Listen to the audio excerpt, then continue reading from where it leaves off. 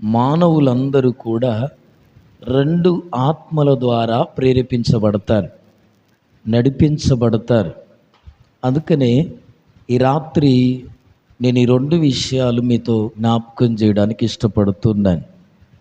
రెండు ఆత్మల ద్వారా మనం ప్రేరేపించబడుతూ ఉన్నాం, మనం నడిపించబడుతూ ఉన్నాం.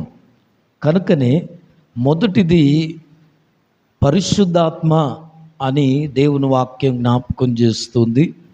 రెండవదిగా దురాత్మ. ఈ రాత్రి ప్రభునందు ప్రియులారా, ఒక వ్యక్తి దేవుని చేతనైనా నడిపించబడాలి, లేదా ఇంకెవరి చేత? అంతే. ఈ లోకంలో ప్రతి వ్యక్తి ఏదో ఒక దాని చేత నడిపింపబడుతూ ఉన్నాడు. కనుక మానవుడు రెండు ఆత్మల ద్వారా నడిపించబడుతూ ఉన్నాడు, ప్రేరేపించబడుతూ ఉన్నారు. కనుకనే మొట్టమొదటిది దేవుని ఆత్మ అయితే, రెండవది ఏంటట?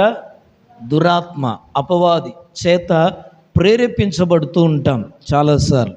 కనుకనే ఈ రాత్రి మన జీవితాల్లో, ఈ ఆన్లైన్ ప్రార్థనకు వచ్చిన మన జీవితాల్లో, ఈ 2026లో ఉన్న మన జీవితాల్లో 3 మాసాలు గతించుకొని మరొక నూతన మాసంలోనికి 4వ నెలకి వెళ్తున్న మన జీవితాల్లో మనం ఎవరి చేత ప్రేరేపించబడుతున్నాం అనేది జ్ఞాపకం చేసుకోవాలి. హల్లెలూయా, హల్లెలూయా, ప్రైజ్ ది లార్డ్.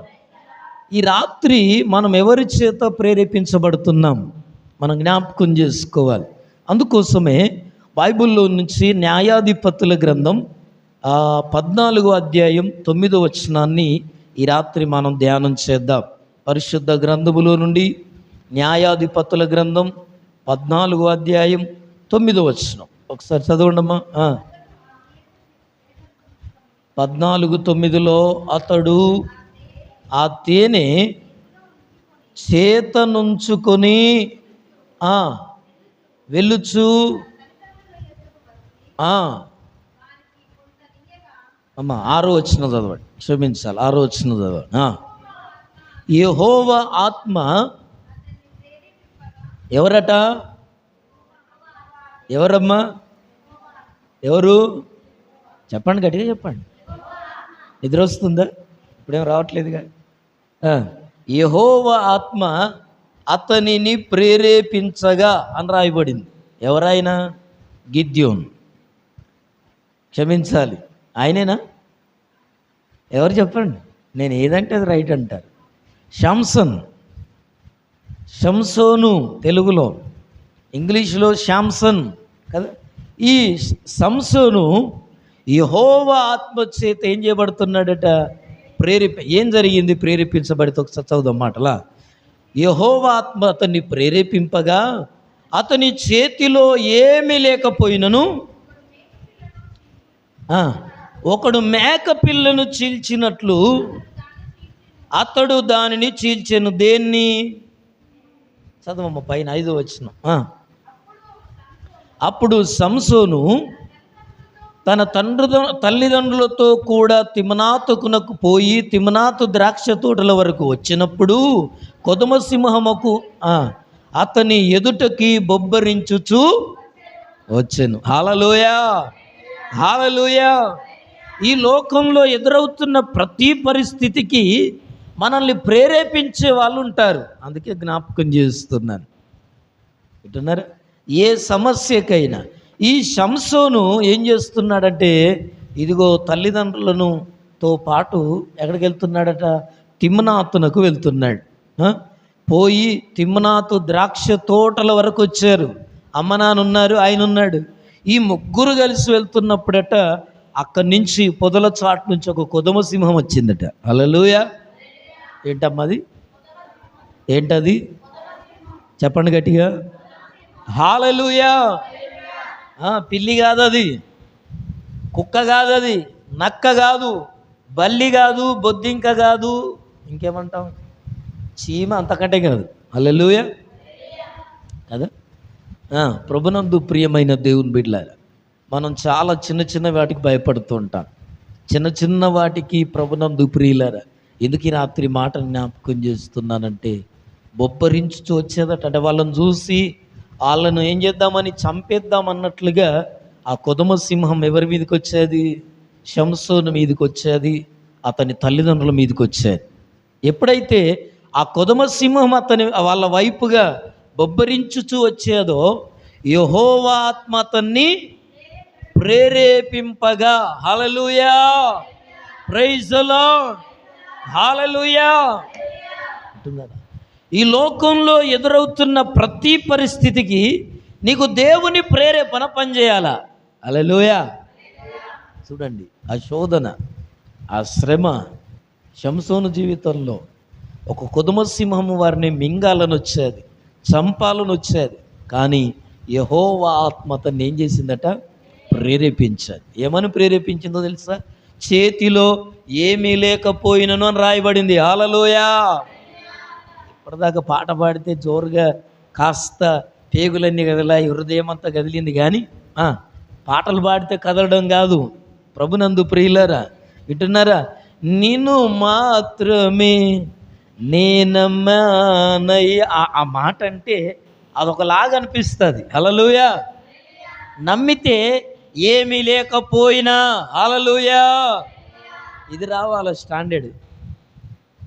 ఏడిపించినప్పుడు ఏదో సర్కస్లో, ఈ సీరియళ్ళల్లో, సినిమాలలో ఏం చేస్తారు? ఆ పాత్రలలో వాళ్ళు ఏడుతుంటే మనం ఏడిచినట్టు ఏడితే ఏం లాభం కదా. టీవీలో సీరియల్ చూస్తుంటాం, సినిమాలు చూస్తుంటాం. పాపం హీరోకో హీరోయిన్కో ఆపద వచ్చి ఏడుతుంటే ఏం చెప్తాం? మనం కూడా అనుకోకుండా ఏడవద్దు అనుకుంటాం, కానీ ఆటోమేటిక్గా ఏమొస్తుంది? హల్లెలూయా. ఇది మన యాక్షన్ కాదు. ప్రభునందు ప్రియులారా, ఎందుకు ఈ మాట నేను జ్ఞాపకం చేస్తున్నానంటే, దేవుని విడలంగా ఏదో కాసేపు ఏడ్చి, కాసేపు మనసు మార్చుకొని, కాసేపు బాగుండేది కాదు. ఏమీ లేకపోయినా కొదమ సింహము, శత్రువు, శ్రమ, అనారోగ్యం, బలహీనత, కష్టము, దుఃఖము వచ్చినా ఏం చేశాడో తెలుసా? చేతిలో ఏం లేదట. సింహమొత్తి ఏముండాలా? నిప్పో, కట్టో, అవునా కదా, ఈటో, ఏదో ఒకటి ఉండాలా, కర్రో భయపట్టించడానికి. ఏమి లేదట. దేవుని ఆత్మ నిన్ను ప్రేరేపిస్తే నీ దగ్గర ఏముండాల్సిన అవసరం లేదు. హల్లెలూయా. దేవుడు నిన్ను నడిపిస్తే, వింటున్నారా? దేవుడు నడిపించే మార్గంలో నువ్వు నడవగలిగితే నీకు ప్రభునందు ప్రియమైన దేవుని బిడ్డలారా, అందరిలాగా బట్టలున్నా లేకపోయినా, అందరిలాంటి లైఫ్ ఉన్నా లేకపోయినా, ఎటో తెలుసా? ఏమీ లేకపోయినా నువ్వు విజయాన్ని పొందుతావు. హల్లెలూయా, హల్లెలూయా. షంసోను ఏమీ లేకపోయినా ఒకడు మేక పిల్లను చీల్చినట్టుగా చీల్చేస్తున్నాడట. దేన్నమ్మా? మేక పిల్లను చీల్చినట్లుగా. చూడండి, సింహాన్ని పట్టుకొని. అంటే ఎంత శ్రమ అయినా, అంటే పాట పాడితే కాదు నేను చెప్పేది, నీవు మాత్రమే నా ధైర్యం యేసయ్యా. ఇది అన్ని టైంలో ఉండాలి ధైర్యం. నాకేంటంటే ప్రభు ఉన్నాడు నాతో. హల్లెలూయా. శ్రమలో ప్రభు ఉన్నాడు, కరువులో ప్రభు ఉన్నాడు, కుటుంబంలో ప్రభు ఉన్నాడు, బిడల సమస్యల్లో ప్రభు ఉన్నాడు, అనారోగ్య పరిస్థితుల్లో ప్రభు ఉన్నాడు. నీవు మాత్రమే నా ధైర్యం. హల్లెలూయా. వింటున్నారు? ఏమీ లేకపోయినా, ఏది జరగకపోయినా ఏం చేస్తున్నాడు? ఏం లేదు షంసోన్ చేతిలో, కానీ మేక పిల్లని చీల్చేసినట్టు చీల్చేసేటట్టు. హల్లెలూయా, హల్లెలూయా. ఈ రాత్రి నీ జీవితంలో ఏది లేదని బాధపడుతున్నావు, ఏది లేదని, భవిష్యత్తు లేదని బాధపడుతున్నావా? ఇల్లు లేదని బాధపడుతున్నావా? పిల్లల భవిష్యత్తు ఏంటని బాధపడుతున్నావా? అయ్యో నా కుమార్తె బ్రతుకెట్లని బాధపడుతున్నావా? ఇంకా నా భర్త జీవితం ఏంటని బాధపడుతున్నావా? నువ్వు ఏ విషయంలో నీ భవిష్యత్తు ఏంటని బాధపడుతున్నావు? ఏదైనా పర్లా, ఇదిగో షంసోను యెహోవా ఆత్మ ప్రేరేపించగా ఏమీ లేకపోయినా అని రాయబడింది. హల్లెలూయా. దేవుడొక్కడు నీకు తోడుగా ఉంటే నీ జీవితంలో ఏది లేకపోయినా, డబ్బు లేకపోయినా, ఆస్తులు లేకపోయినా, అంతస్తులు లేకపోయినా, అధికారం లేకపోయినా, పదవి లేకపోయినా, ఎవరు నీ మాటకు వినకపోయినా, వింటున్నారా? నీ జీవితంలో దేవుడు కార్యాలు చేయగలిగిన వాడు. ఆమేన్. హల్లెలూయా, హల్లెలూయా, హల్లెలూయా. ఏమి లేకపోయినా కొదమ సింహాన్ని చూసి దాచుకున్నాడా? పోయినాక వెళ్ళిపోదామని దాచుకున్నాడమ్మ? పక్కకు పోయాడా? దారి తప్పాడా? దారి మళ్ళించుకున్నారా? అమ్మో ఇట్లా సింహం ఉంది, చెట్టు సాటుకు దాక్కొని. చిన్నప్పుడు ఒక పాఠం ఉంది, భార్య భర్తలు ఇద్దరు అడవులో పడి నడిచిపోతుంటేనట ఎలుగుబంటి వచ్చిందట. అవునా కదా, గుర్తుందా మీకు? ఎలుగుబంటి వచ్చిందట. భయం వేసి భర్త ఏం చేశాడట? ఏం చేశాడు గుర్తుందా మీకు? చదువుకున్నారా మీరంతా? చెట్టు ఎక్కాడట. మరి ఏమేడిపోవాలి పాపం.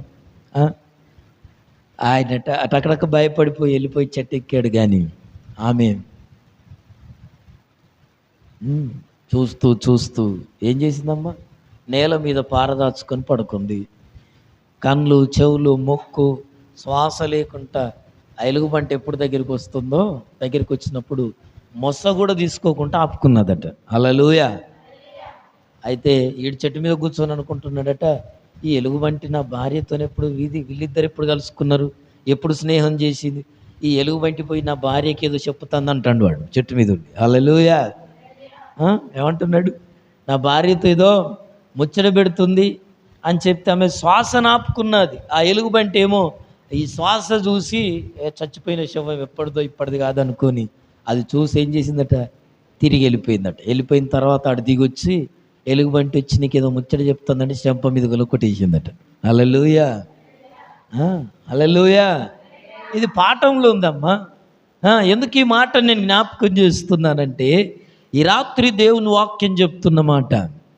దేవుని వాక్యం చెప్తున్నది. దేవుని ఆత్మ నిన్ను ప్రేరేపిస్తుందా? నీ జీవితంలో ఏమీ లేదనుకోవద్దు. హల్లెలూయా. దేవుడు నీతో ఉన్నాడా? దేవుణ్ణి కలిగి ఉండడానికి నువ్వు ఇష్టపడుతున్నావా? నీతో ఏమీ లేకపోయినా నీ జీవితంలో దేవుడు కార్యాలు ఇదిగో నీ ద్వారా చేయించగలిగిన వాడు. ఆమేన్. హల్లెలూయా, హల్లెలూయా. ఇంకేమంటాడంటే నిర్గమకాండం 35వ అధ్యాయం 29వ వచనంలో,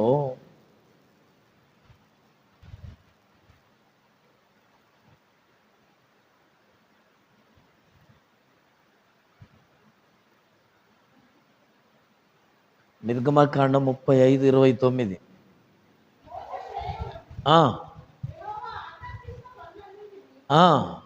మోషే యెహోవా ఆజ్ఞాపించిన పనులన్నిటినీ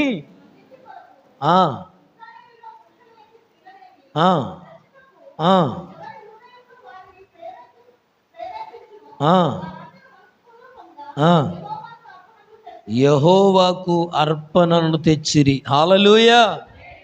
చూడండి ప్రభునందు ప్రియులారా, దేవుడు నా కొరకు ఒక ప్రత్యక్ష గుడారమును కట్టుమని మోషేకు దర్శన రీతిగా ఆయన చూపించినప్పుడు, నేను మీ మధ్య నివాసమున్నట్లు మీరు నా యొద్దకు వచ్చి నన్ను ఆరాధించినట్లుగా నా కొరకు ఒక గుడారమును, ప్రత్యక్ష గుడారం అంటే దేవుడు ప్రత్యక్షమయ్యే మందిరం, స్థలం, దాన్ని ప్రత్యక్ష గుడారం అంటారు. హల్లెలూయా.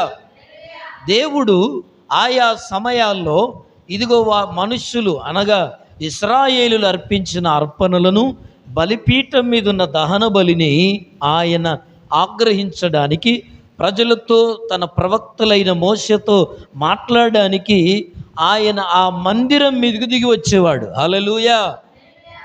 అలాగున అయితే మోషే మందిరం కట్టడానికి ఏం చేశాడంటే, ఇదిగో మీరు ఏం చేయమన్నాడు? ఆ 25వ వచనంలో, ఎక్కడమ్మా 29వ వచనంలో, మోషే చేయవలనని యెహోవా ఆజ్ఞాపించిన పనులన్నిటి కొరకు ఇశ్రాయేల్లో పురుషులనేమి స్త్రీలేనేమి తెచ్చుటకు ఎవరి హృదయములు వారిని ప్రేరేపించనో. హల్లెలూయా. దేవుని మందిరం కట్టడానికి కావలసినవి వింటున్నారా? ఎవరి హృదయము వారిని ఎలాగూ ప్రేరేపిస్తుందో అలాగేం చేశారట వాళ్ళు? ఏం చేశారట? మనపూర్వకంగా. హల్లెలూయా. మనపూర్వకంగా. వింటున్నారు ప్రభునందు ప్రియులారా? ప్రేరేపించిన కొలది, దేవుడు వారిని ప్రేరేపించిన కొలదట మనపూర్వకంగా దేవునికి అర్పణలు తీసుకొచ్చారట. షంసోను జీవితంలో దేవుడి ప్రేరేపిస్తే ఏమీ లేకపోయినా ఏం చేశాడు? సింహాన్ని మేకపిల్లని చీల్చేసినట్టు చీల్చేశాడు. ఇశ్రాయేలుల జీవితంలో దేవుని మందిరం కొరకు ఆయన దేవుడు మిమ్మల్ని ఎంత ప్రేరేపిస్తే అంత మీరు దేవుని మందిరాన్ని తీసుకురండి అర్పణలు అని చెప్తే ఏం చేస్తున్నారో తెలుసా? మనపూర్వకంగా తీసుకొచ్చారట. హల్లెలూయా, హల్లెలూయా, హల్లెలూయా. ఇంకా మాట్లాడుకుంటూ పోతే ప్రభునందు ప్రియమైన దేవుని బిడ్డలారా, ప్రేరేపణ గురించి, దేవుని ప్రేరేపణ గురించి మాట్లాడాలంటే చాలా విషయాలు ఉన్నాయి. దురాత్మ ప్రేరేపణ గురించి మాట్లాడాలంటే చాలా విషయాలు ఉన్నాయి. కానీ 2 విషయాలనే జ్ఞాపకం చేస్తున్నాను. అర్పణలు తీసుకొచ్చారు. మనపూర్వకంగా దేవునికి ఇష్టమైన వారుగా ఉండడానికి ఇశ్రాయేలు ప్రజలు దేవుని మందిరం కట్టబడడానికి వాళ్ళు ఏం చేస్తున్నారంటే మనపూర్వకంగా అర్పణలు తీసుకొచ్చారు. అంటే దేవుని చేత ప్రేరేపించబడితే ఏ పనులు చేస్తామో తెలుసా? మంచి పనులు చేస్తాం, మంచి అర్పణలు చేస్తాం, మనపూర్వకంగా చేస్తామట. హల్లెలూయా. దేవుని చేత ప్రేరేపించబడిన వాళ్ళు ఏం చేస్తారు? హృదయపూర్తిగా, హల్లెలూయా, మనస్సు పూర్తిగా చేస్తారు. హల్లెలూయా. ఏ పని చేసినా, ఏ పరిచర్య చేసినా దేవుని చేత ప్రేరేపించబడితే. అందుకోసమే ప్రభునందు ప్రియమైన దేవుని బిడ్డలారా, ఇంకా 2 విషయానికి వద్దాం. ఒకవేళ దురాత్మ చేత ప్రేరేపించబడిన వారు ఎలాగుంటారు అనే విషయాలు కనుక మనం జ్ఞాపకం చేసుకుంటే అపోస్తుల కార్యం 5వ అధ్యాయం 3వ వచనం చదువుకుందాం. అపోస్తుల కార్యం 5వ అధ్యాయం 3వ వచనం. చాలాసార్లు మనం సంఘటన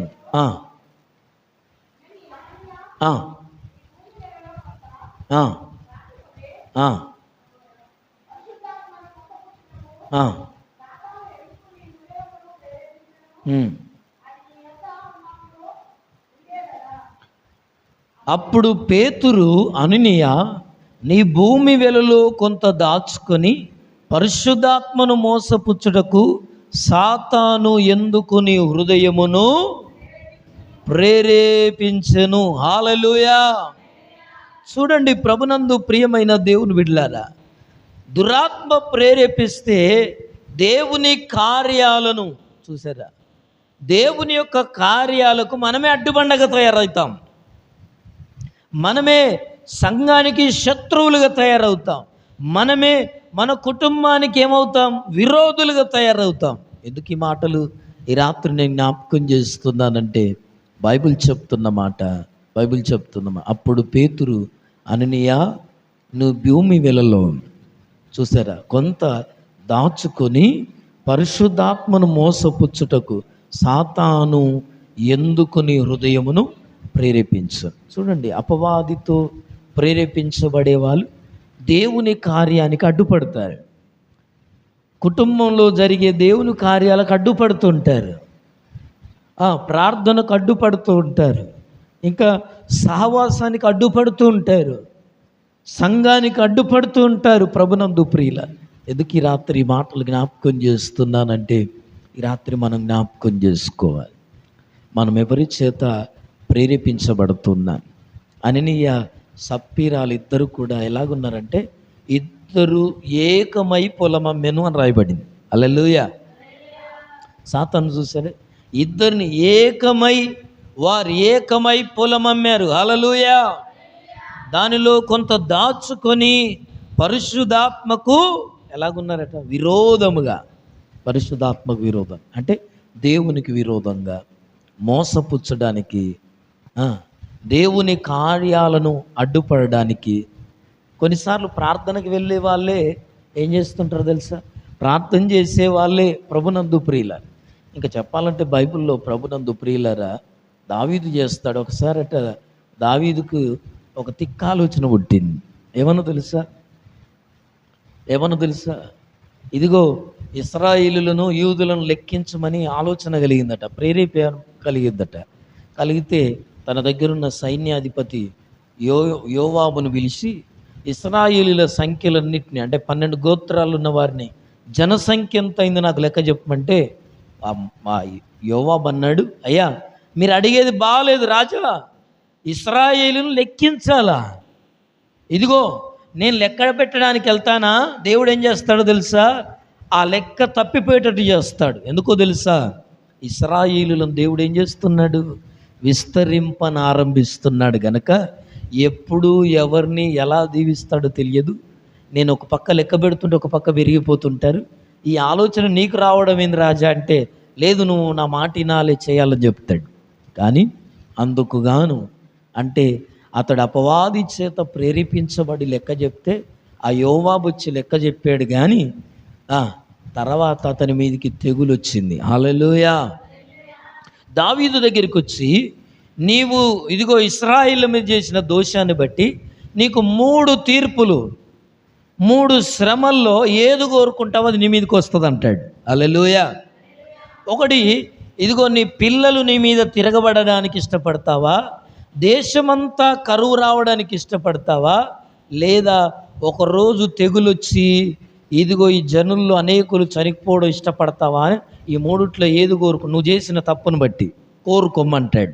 ఇది దినవృత్తాంతాల గ్రంథంలో మన కనపడుతూ ఉంటుంది, సమూయేలు గ్రంథంలో కనబడుతుంటుంది, రాజుల గ్రంథంలో కనబడుతుంటుంది. మొదటి దినవృత్తాంతములు 31:1 ఆ మాటలు మనకు కనపడతాయి. ఇప్పుడు చదవనవసరం లేదు. అయితే ప్రభునందు ప్రియమైన దేవుని బిడ్డలారా, అప్పుడు దావీదుకి ఏం కోరుకోవాలో తెలియదు. 3 నష్టాలే.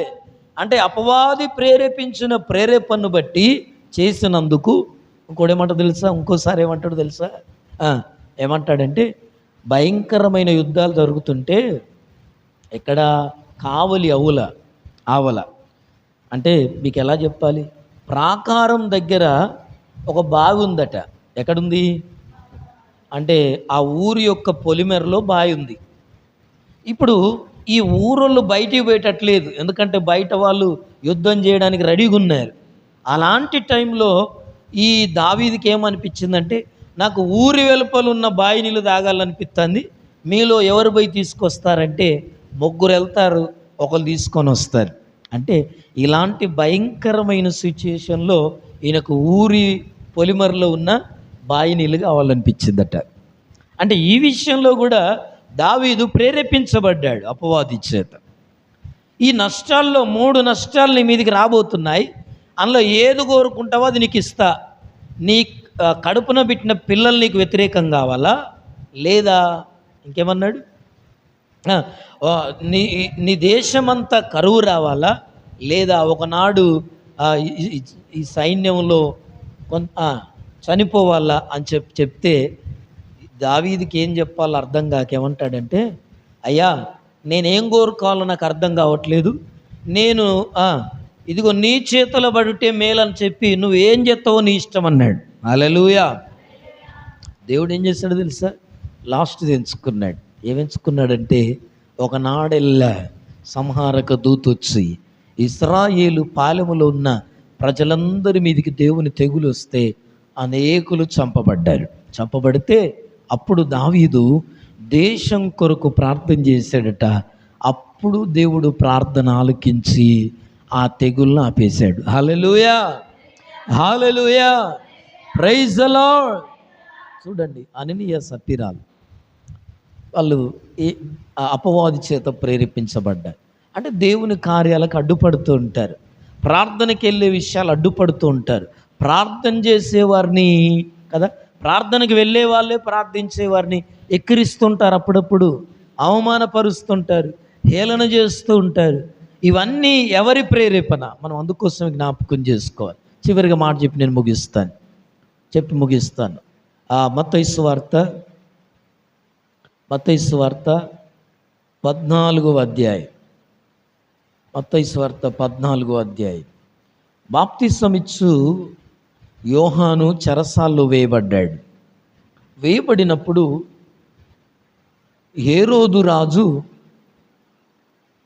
తన తమ్ముని భార్య అయిన హేరోదియను ఉంచుకున్నాడని రాయబడింది.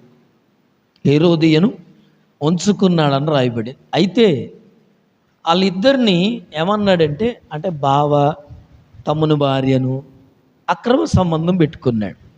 ఈ బాప్తిసం ఇచ్చే యోహాను చూసి ఏమన్నాడంటే, రాజా నువ్వు చేసేది తప్పు, అది నువ్వు చేసేది నేరం, దేవుని దృష్టిలో నువ్వు తప్పు చేస్తున్నావు, పాపం చేస్తున్నావు అని చెప్పినందుకు యోహాను తీసుకెళ్ళి ఏం చేశాడట?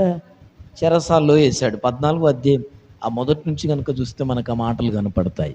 అయితే ఈ హేరోదియా అంటే తన తమ్ముని భార్య పేరు హేరోదియా. అయితే ఫరో రాజు యొక్క బర్త్డే రోజు వాళ్ళ మర్దల బిడ్డ ఏం చేసింది? డ్యాన్స్ వేసిందట. వినాలి నా మాటలు జాగ్రత్తగా. డ్యాన్స్ వేస్తే వాళ్ళ పెద్దనాన్న ఎవరు? హేరోదు రాజు ఆ డ్యాన్స్ని మెచ్చుకొని ఏమన్నాడంటే, అమ్మ నీకేం కావాలా? నువ్వు ఏది అడిగిన ఇస్తాను, నేను రాజుని కదా, నువ్వు ఈరోజు నన్ను సంతోషింపజేశావు, నా బర్త్డే రోజు నువ్వు చాలా చక్కగా డ్యాన్స్ వేసావు, నీకేం కావాలి అని అడిగితే ఇదిగో ఆమె ఏం చేస్తుందో తెలుసా? తన తల్లి దగ్గరికి వెళ్ళి, అమ్మ పెద్ద డాడీ ఇట్లా అంటున్నాడు, నీకేం బహుమానంగా కావాలని అడుగుతున్నాడు, నేనేం కోరుకోవాలని అమ్మని అడిగిందట. చదవండి ఒకసారి ఆ మాటలు చదవండి అమ్మా.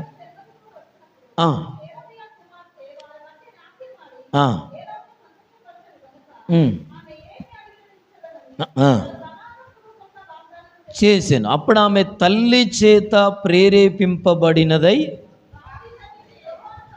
బాప్తీసమిచ్చు యోహాను తలను ఇక్కడ పల్లెములో పెట్టి నాకు ఇప్పించుమని అడిగెను. చూసారా?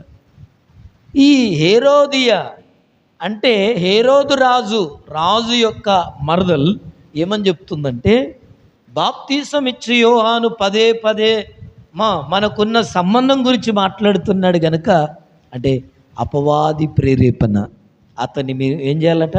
చంపించి అతని తలను ఒక పల్లెంలో పెట్టి ఎవరికి ఇవ్వాలట? కుమార్తెకు గిఫ్ట్ ఇవ్వాలట. Hallelujah, hallelujah, praise the lord. ప్రభునందు ప్రియమైన దేవుని బిడ్డలారా, ఎందుకు ఈ మాటలు ఈ రాత్రికాల సమయంలో నేను జ్ఞాపకం చేస్తున్నానంటే, బైబిల్ చెప్తుంది ప్రభునందు ప్రియులారా, మనమందరం కూడా మన మనుషులందరం కూడా 2 ఆత్మల ద్వారా ప్రేరేపించబడుతున్నాం. మన అనుదిన జీవితాల్లో, మన భక్తి జీవితంలో, మన కుటుంబ జీవితంలో, మన సంఘ జీవితంలో, మన వ్యక్తిగత జీవితాల్లో ప్రేరేపించబడతాం. అయితే ఆ ప్రేరేపణ దేవుని చేత ప్రేరేపించబడుతున్నావా లేదా అపవాది చేత ప్రేరేపించబడుతున్నావా? దేవుని చేత ప్రేరేపించబడినవా? ఏమీ లేకపోయినా నీ జీవితాల్లో దేవుని కార్యాలు చూడగలుగుతావు. హల్లెలూయా. అదే అపవాది చేత ప్రేరేపించబడితే, ఇదిగో నువ్వు తప్పు చేయడానికే ఇష్టపడతావు, నువ్వు కీడు చేయడానికే ఇష్టపడతావు, నువ్వు దేవుని పనులకు నువ్వే ఏమవుతావు? అడ్డుబండగా మారుతావు. అననీయ సప్పిరాలు సంఘస్థులు కాదనుకుంటున్నారా మీరు? వాళ్ళు ప్రార్థనకు రానోళ్ళు అనుకుంటున్నారా మీరు? వాళ్ళు ఆదిమ సంఘంలో ఎదిగిన సంఘ బిడ్డలే. హల్లెలూయా. అయితే అపవాది చేత వాళ్ళు మోసపుచ్చబడి ప్రేరేపించబడి వారికి వచ్చిన ఆస్తిలో కొంత దాచుకొని దేవుని ఆత్మను మోసగించారు, అబద్ధమాడారు, ప్రాణాలు పోగొట్టుకున్నారు. ఎందుకు ఈ రాత్రి మాటలు జ్ఞాపకం చేస్తున్నానంటే, మనం ఎవరి చేత ప్రేరేపించబడాలి ఈ రాత్రి అంటే? దేవుని ఆత్మ చేత ప్రేరేపించబడాలి.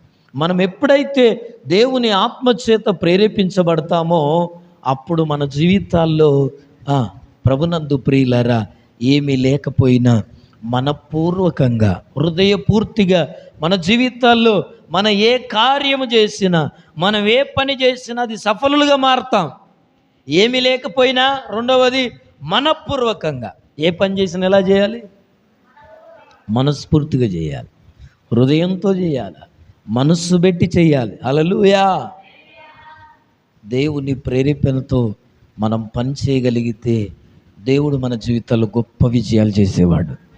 ఆమేన్. హల్లెలూయా, హల్లెలూయా. తల్లు వంచుదాం, మోకరించుదాం, ప్రార్థన చేసుకుందాం. తల్లు వంచుదాం, మోకరించుదాం, ప్రార్థన చేద్దాం.